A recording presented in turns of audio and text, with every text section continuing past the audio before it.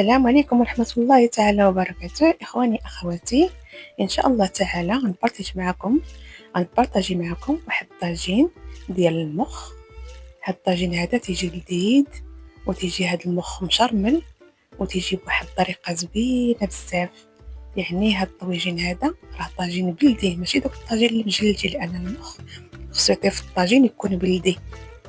إن شاء الله تعالى غادي نوريكم كيفاش نصاوبوا هاد الطويجين هذا. بالنسبه للمخ، انا عندي المخ ديال البقري. انا درت غير النص ديال المخ ديال البقري، تنديروه في واحد الاناء او واحد القابله صغيره فيها الماء سخون.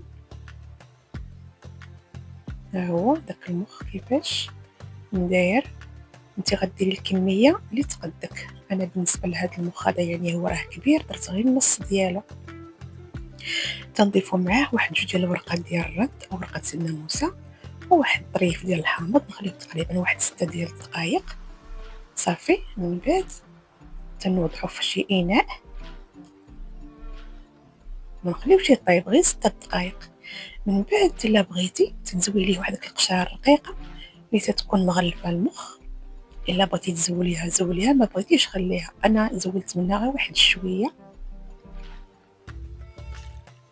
ما بغيتيش تزوليها راه ما كاين حتى شي اشكال، ما تتبانش كاع في الطياب ديال المخ. ملي تطيب المخ راه ما تتبانش هيك. من بعد تناخذ الطاجين ديالنا بلدي اللي ما مصبوغش، يعني الطين طبيعي. تندير فيه واحد الحبه ديال الحبات كبار ديال الطماطم اللي هي محكوكه. تنضيف واحد 3 ديال الفصوص ديال الثومه اللي مهروسين او مدقوقين. تنضيف واحد 2 معالق كبار من زيت المائده. تنخلي داك المطشه تشحر شي شويه. من بعد ما تشحر تنضيف لها واحد 9 معالق صغيره من الملح، واحد المعلقه كبيره من القزبر مدقوق رقيق، ما ديريش المعدنوس، ديري القزبر. واحد المعلقه صغيره من الفلفل الاحمر او التحميره. تنضيفوا واحد 4 معالق صغيره من الفلفل الاسود او الابصار. تندير واحد شويه ديال الحار على حسب الذوق، لان المخ تيجي معاه الحار. تنضيف واحد المعلقه صغيره من الكمون. الكمون تيمشي مع الطياب ديال المخ.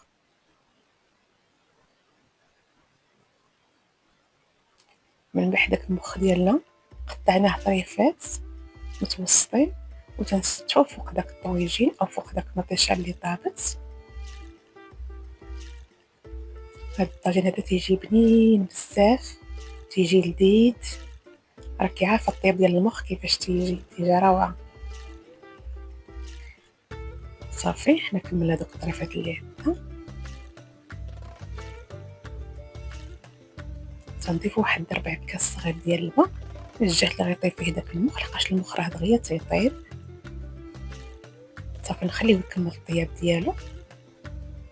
من بعد ما طاب داك المخ وقفت داك لاصوص طوماط، وقف داك الطويجين. تناخذ واحد 2 ديال البيضات او 3، تنخلطوهم مزيان وتنديرهم فوق داك المخ، لان هذا بالنسبه للمخ راه تيجي مع المذاق ديال البيض.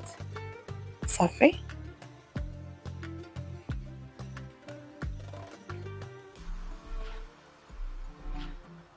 ها هو كيفاش تيجي واحد المنظر زويون وتيجي طاجين لذيذ وبنين. وراكم عارفين المذاق ديال المخ مع البيض كيفاش تيجي. من بعد تندير واحد شويه ديال القزبر من الفوق.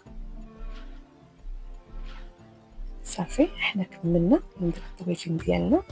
داك البيض راه بدا تيطيب. ملي غادي يطيب داك البيض صافي غنزلوه وغنطفيو عليه.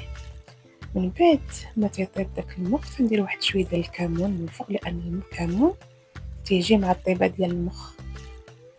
صافي، ها هو الطويجين من بعد ما طاب داك البيض. ها هو كيفاش تيجي طاجين دايز الكلام. بالنسبه لهاد الطويجين مع شي طبسيل ديال الشلاضه، ها هي وجبه كامله. ودغيا تيوجد هاد الطويجين وتيجي لذيذ بزاف. ها هو المنظر ديالو كيفاش تيجي.